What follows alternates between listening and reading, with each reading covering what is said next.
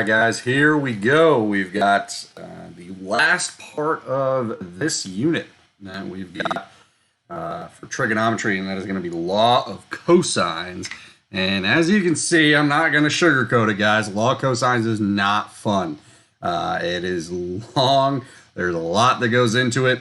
And the first thing I want you to notice is that we've got A, B, C, and then we've got another letter repeated. The A, B, or C gets repeated again. What I want you to notice, first off, all of these are lowercase. Remember what that means. If they're lowercase, they are the sides.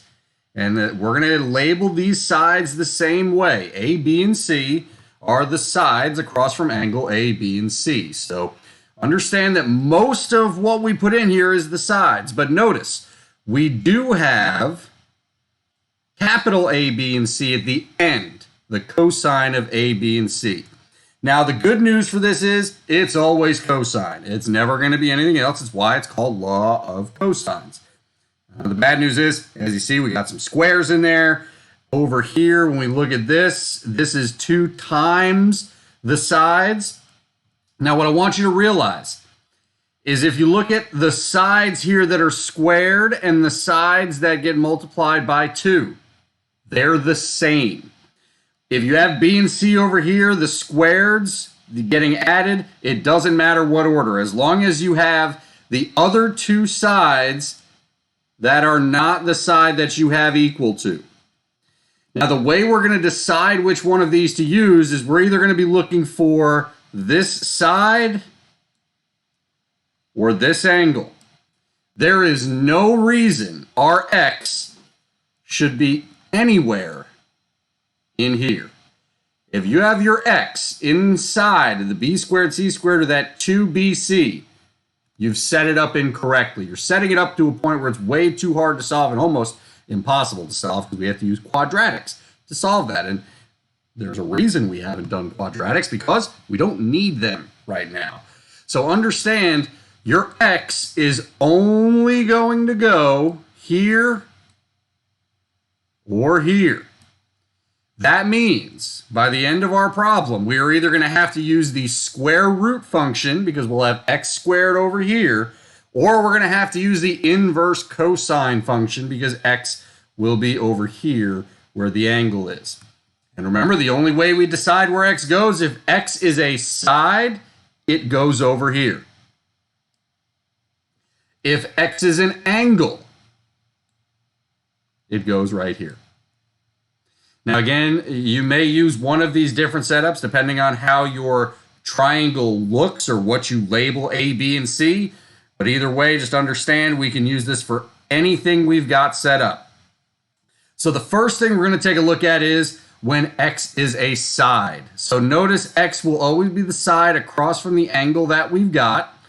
If we don't give you x across from the angle that we've got, there will be some way to figure out the angle. But I will tell you right now, x will be across from that angle. Now, as we take a look at this problem, notice that since x is the side, x is over here where x squared is. So now that we've got that, we just take the 7, because that's our side, and we square it. And actually, let's see if we can, there we go. The 12, because that's our other side, and we square it. We put 7 and 12 over here where the small lowercase letters were. So we have 7 and 12. And since we do have an angle, that's where the 65 comes in.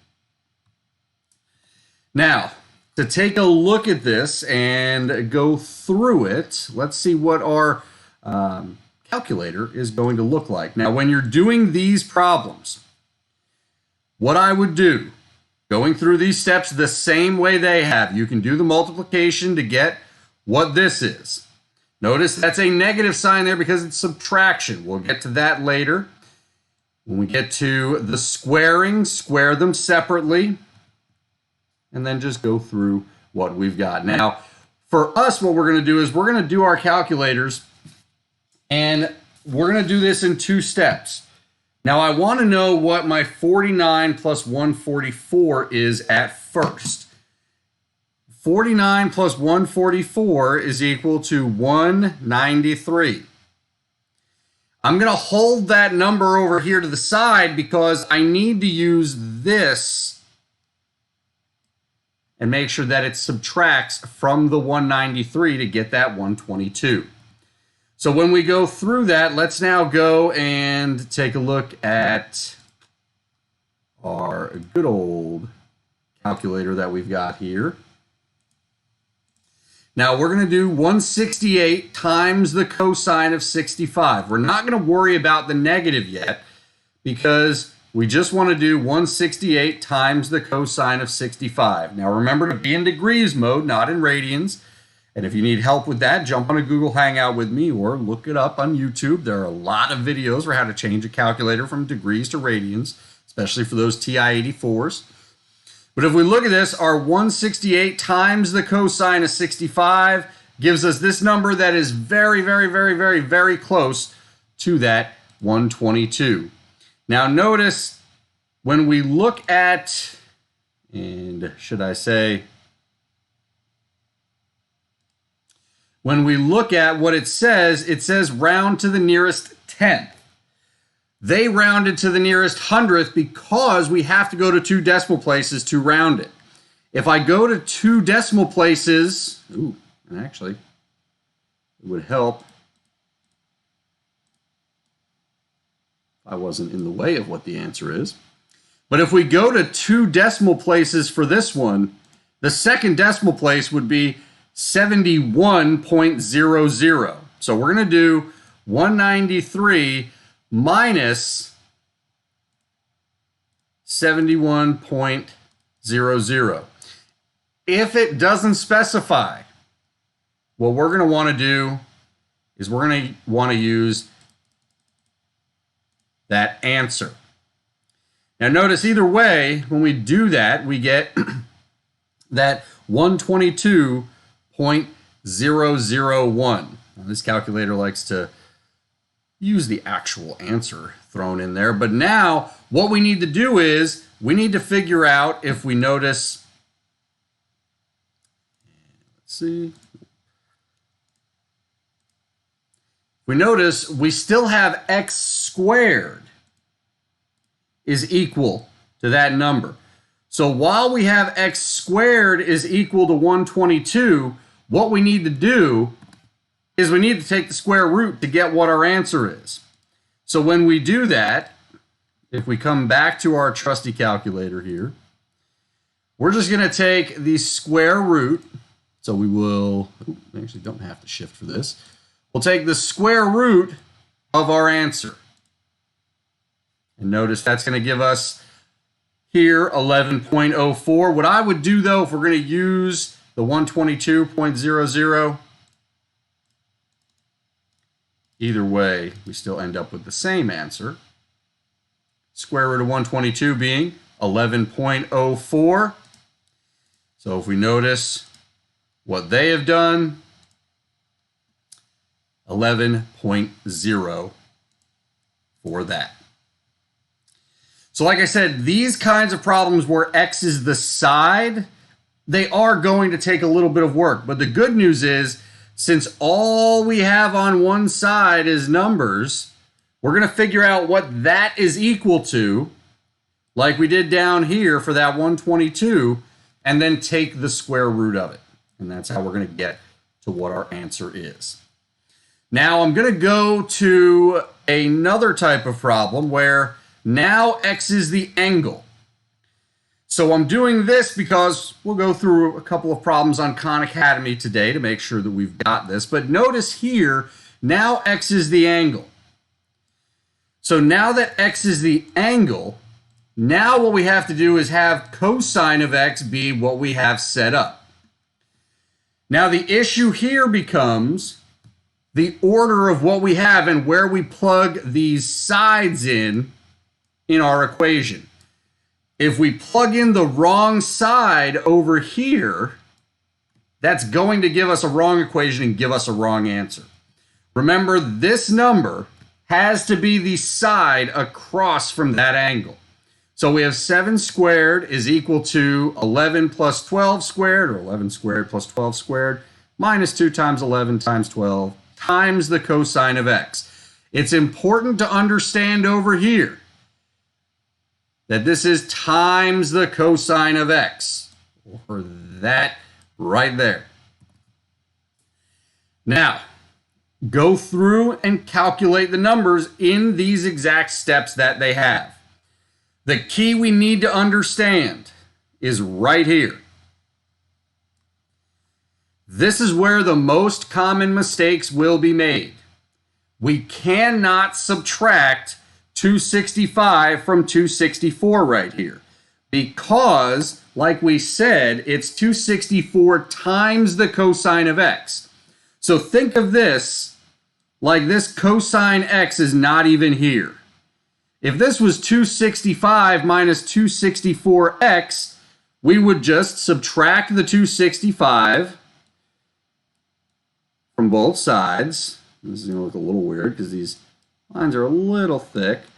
But we'd subtract our 265 from both sides to have that negative 264x be the number that we have on the right, because we need to get x by itself. And without the cosine in there, it's not as confusing because it's what we're used to.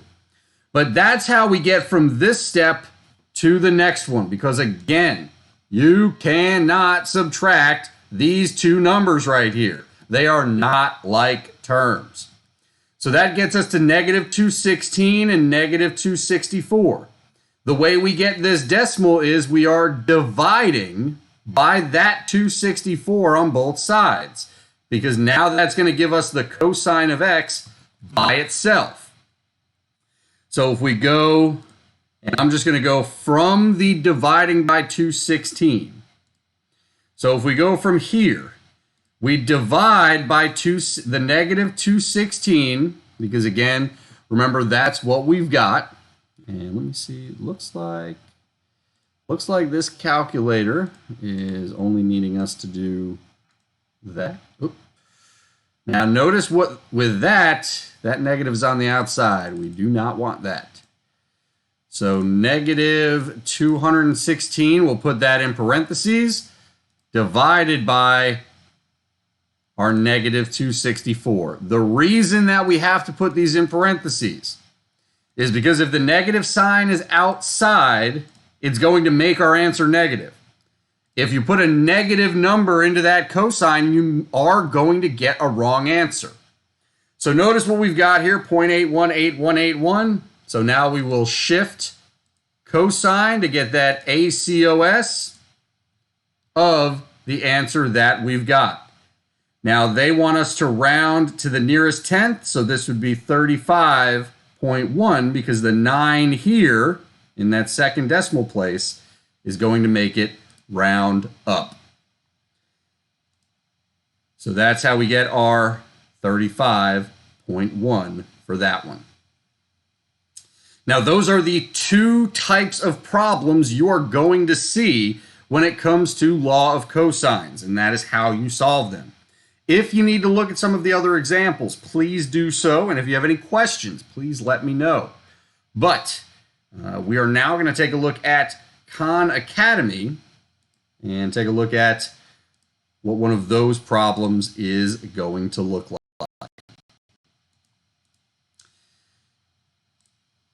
And let's get chart. Can't ever find a spot. It's just home. So here we go. We've got this now.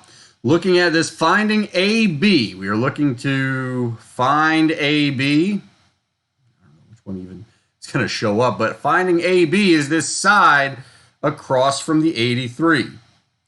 So what that means is for us, we need to write this out as that the x squared, because that's what we don't have, is equal to 12 squared plus 15 squared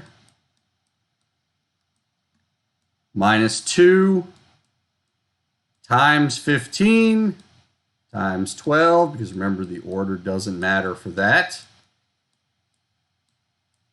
times the cosine of our 83. And we'll apologize for how this is going to look, as we're going to be going now over to, let's see,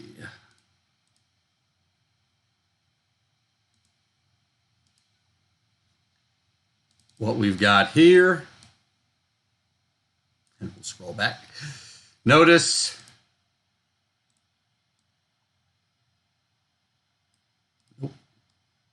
there we go. X squared plus 12 squared plus 15 squared. So now what I would do is do the 12 squared plus 15 squared in your calculator. Now if we do 12 squared plus 15 squared, x squared is staying over here. We have 369 minus 2 times 12 times 15, or 360 times the cosine of 83. Now we're going to take cosine of 83 and we're going to multiply that by the 360 to figure out what we have as, what is that, 369 subtracting? When we do that, it's going to be 43.8729 and some more decimals. I'm not going to write that out. As you can see, the writing is already an issue. But when we use that answer key, and if we go back to our calculator, we'll go 360 times the cosine of 83.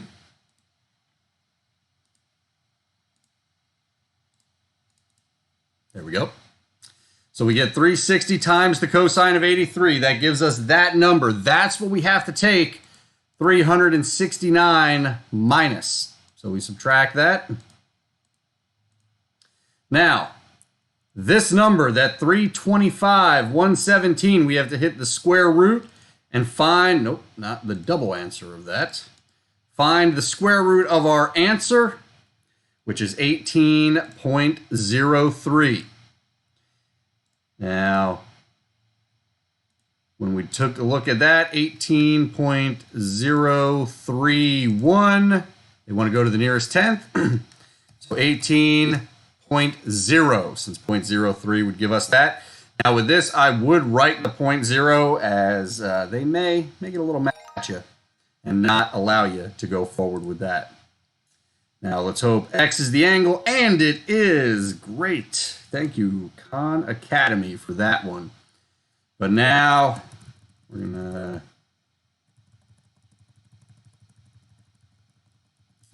take a look at this one. And for this, we're finding angle C. So remember, 5 is now the side that is going to be across from it. Let's see if maybe typing this is maybe a little easy. So we've got 5. I'll write the squareds in there. It's going to be equal to 11.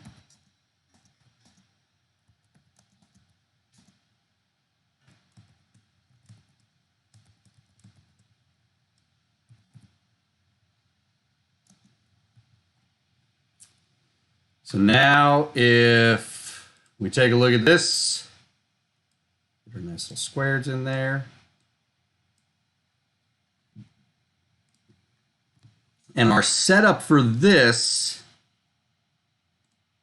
almost, is going to be exactly like we see there. 5 squared, because 5 is opposite the x, is equal to what we have for this. Now, when we do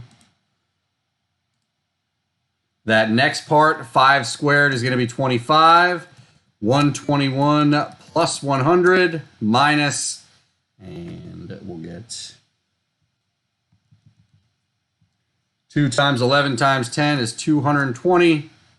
Cosine x for that.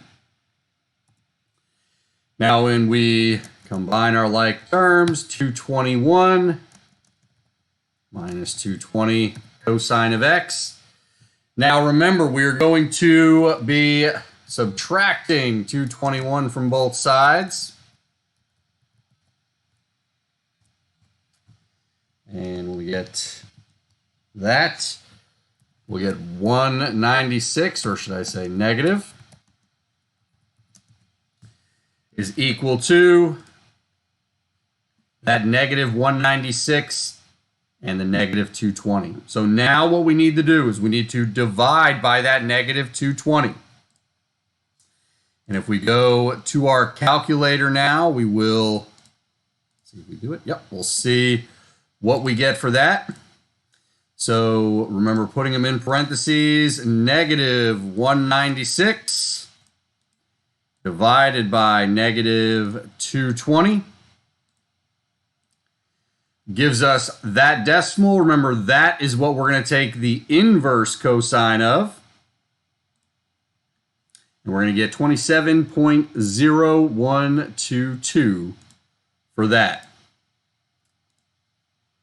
Now, they need it to the nearest degree, so that is going to be 27 degrees for that one.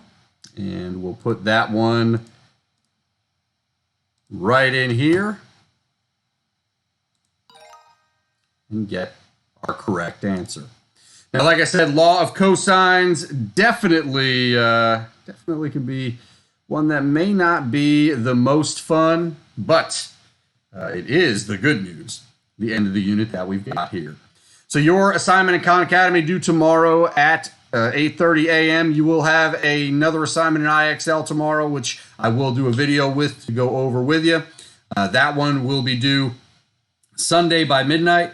Do not forget, you are getting 2 quizzes and a test grade on Monday, and that is going to be the average of your assignments that we have been completing in this unit since we have left school.